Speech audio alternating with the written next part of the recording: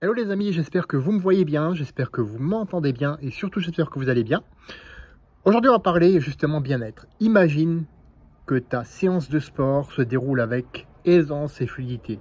Tu prends les poids et puis tout se passe vraiment comme tu le veux, tout se passe vraiment de manière idéale. Imagine tu veux courir plutôt, tu cours, tu enchaînes les kilomètres comme les perles et sans t'essouffler. Imagine que tu vas vraiment à fond et que d'un coup, tu ne te reconnais plus, tu te dis waouh, comment ça se fait que j'en suis arrivé là? Et puis d'un coup, tu te réveilles. D'un coup, tu te réveilles et tu te dis ah mince, c'était qu'un rêve en fait. Pourtant, sache que ce rêve peut devenir ta réalité. Non, je t'arrête tout de suite, hein.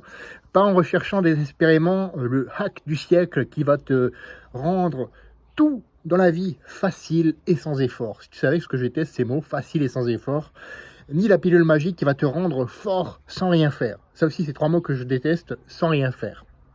On va pas se mentir, hein, il y a du boulot. Il y a du boulot à faire pour construire cette réalité. Mais sache que c'est possible et c'est peut-être plus simple que ce que tu crois. Déjà, il faut savoir quelle est ta vision de cette réalité idéale. Là encore, il faut bien faire la différence. Prendre du muscle et de la force, ça donne un entraînement différent que de préparer un marathon ou de préparer un semi-marathon ou un trail. L'un, ça va être plutôt 80% de renfo et 20% de cardio. Bon, dans la réalité, ce sera un petit peu différent ces proportions. Tandis que l'autre, ce sera plutôt 20% de renforcement musculaire et 80% de cardio. Là encore, ce sera peut-être différent selon toi. Déjà, il faut le savoir. Parce que c'est ce qui va structurer tout le reste. C'est ce qui va structurer tes entraînements, ton alimentation.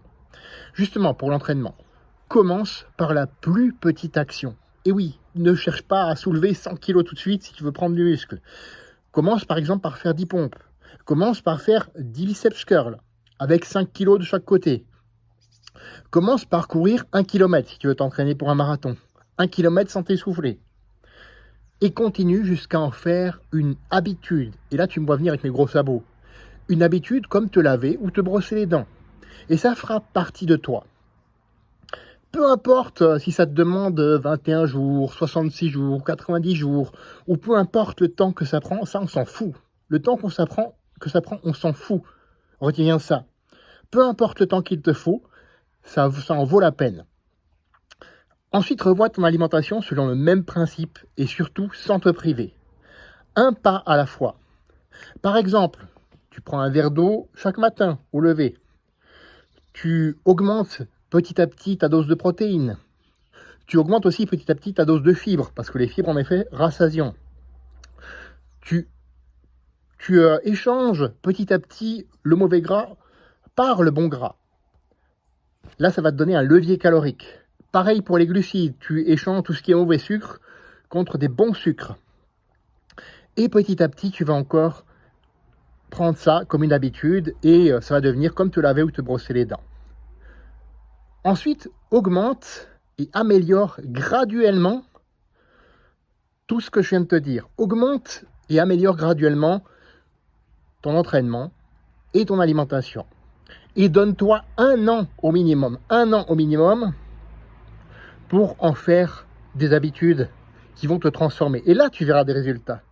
Et là, tu verras que tu peux construire toi aussi cette réalité pour toi. Si c'est quelque chose qui t'intéresse, j'ai créé un petit recueil de 20 habitudes. Donc tout ce que tu as à faire, c'est à me le dire soit en message privé, soit en commentaire. Et je t'envoie plus d'informations à ce sujet. Fais de ta vie une aventure mémorable qui te ressemble et à personne d'autre. Et on se retrouve la semaine prochaine pour une autre vidéo. À bientôt.